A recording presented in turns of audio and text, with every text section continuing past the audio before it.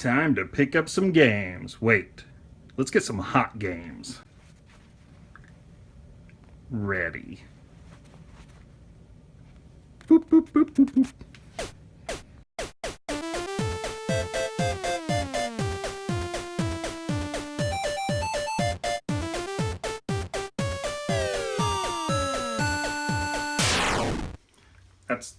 That's not how I pick up games. Go to mom and pop shops. You guys know this. Of course, one of my favorites is Game World in Nixa. If you saw our Father's Day video, my awesome wife got me a Virtual Boy. So that's right. I am playing games from the future with the most sophisticated and technologically advanced portable virtual reality headset ever conceived. Anyway, we have been enjoying going out and trying to fill our Virtual Boy library. There's a total of 22 games, including the Japanese. So with that in mind, I picked up this T&E golf game, and I cannot wait to get on the green and nothing but red and black. That should be a lot of fun. I also managed to get a Bomberman game. At least I believe it's Bomberman. I see him in there, so hopefully that's what it is. I am not sure of the name otherwise. It looks like he's got a little Dracula friend on there. I don't know if you could see him with his little fangs up top. Do you see that guy? It's kind of crazy hanging out with Bomberman. But whatever. Also from Game World, I got these two little PSP games, and they're both God of War. Now the thing is, I picked them up because, try to hold both of them there, they are in these neat little cardboard sleeves, and it kind of makes it look like the UMD is in its own little jewel case type thing, because it's the same design.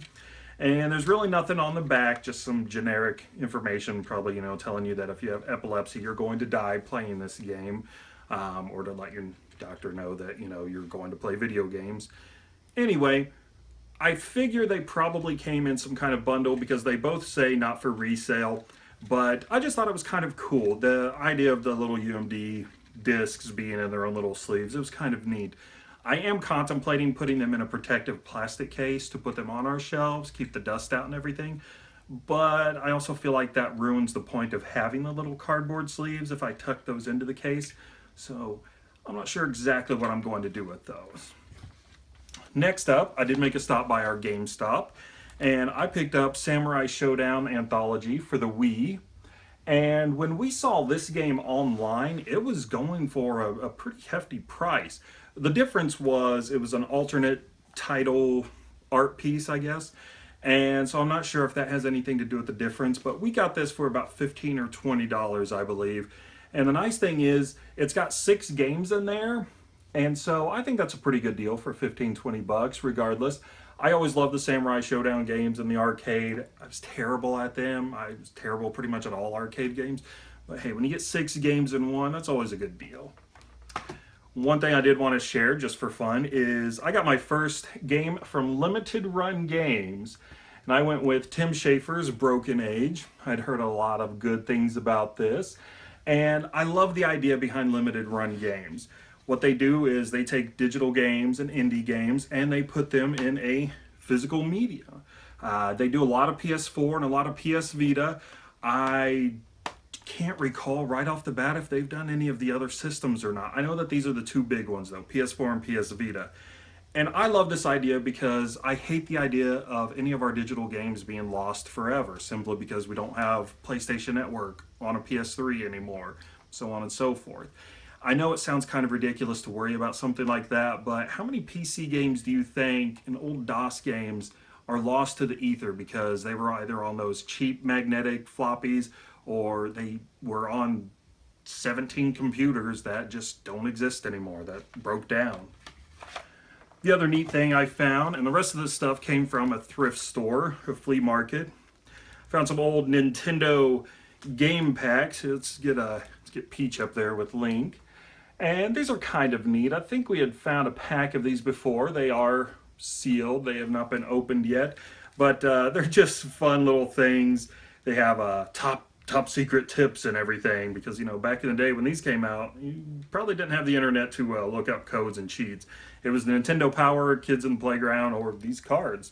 And I'm pretty sure there's gum in here, so I will be eating that, losing all these teeth, no doubt, but I'm also not going to buy some cards with gum in them and not eat the gum. That's just ridiculous. If you want to see what the cards look like, let us know, and we'll get some pictures and post them online and everything, so you can take part of those top secret tips. Speaking of Zelda and everything, on the flea market front, we found this little guy. So we have old school Link battling a Gyarados mummy. And this was kind of cool. We just stumbled across him. He comes apart. He's got his little surgical nubs implants that let him connect to the mummy, and they can be close. They're not fighting, they're friends. Look how close they are. We're best friends forever. But this is kind of cool. It's old school Link over there. He had pants on, was what I was trying to show you, and he was embarrassed by that. You know, when you get to be known for not wearing pants, you run when people make a point of it. But he's gone now. They're gone. Anyway, I got Thompson's Hey You Pikachu for the Nintendo 64. And I love that whoever owned this game tried to put their own end label on it, because Nintendo, the geniuses that they were with the 64, we put in labels on Nintendo games and Super Nintendo games. Let's stop doing that. Such a pain. But, so Hey You Pikachu, and, of course, got the microphone. He's probably not going to be as much fun as Dreamcast's Seaman to talk to, but, you know, we do have our little, like, game show host mic, you know. Pikachu, come on down!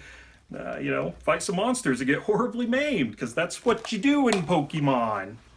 And last but not least, I was able to pick up the Aladdin deck enhancer, and it comes with the Quattro game pack in it already, and we also got the micro machines, so it's kind of neat. Now, I'm not sure if a lot of people know about the Aladdin, but it was made by Camerica, the same Canadian company that would work with distributor Galoob to make the Game Genie. And they were also known for doing a lot of unlicensed Nintendo games. And that's basically what this is. This piece right here is specifically designed to have the extra RAM, the graphics chip, and the bypass for the NES lockout chip, so that you plug this into your system and then these other games will work. These other games being these little ones that, since they don't have all of that extra stuff, the extra chipsets and wiring and everything, and since they're a lot smaller than an NES game, less materials, they were a lot cheaper to make. That was the plan. The problem is, this came out around the time when the Super Nintendo and the Sega Genesis had hit the market, so even though they had a bunch of games planned for this, I believe only 7 ever got made. And the nice thing is, we have 2, so 5 to go. We'll have that collection complete. The other funny thing is, years and years ago, I came across this in a thrift store, had no idea what it was, and I just passed it by and regretted it ever since, because until I got this, I had never seen another one in person.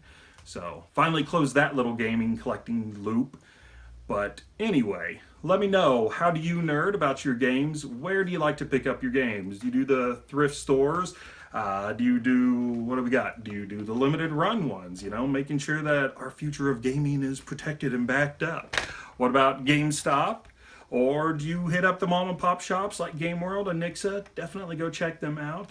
Let us know in the comments below. Like, subscribe, and we'll see you later, nerdlings.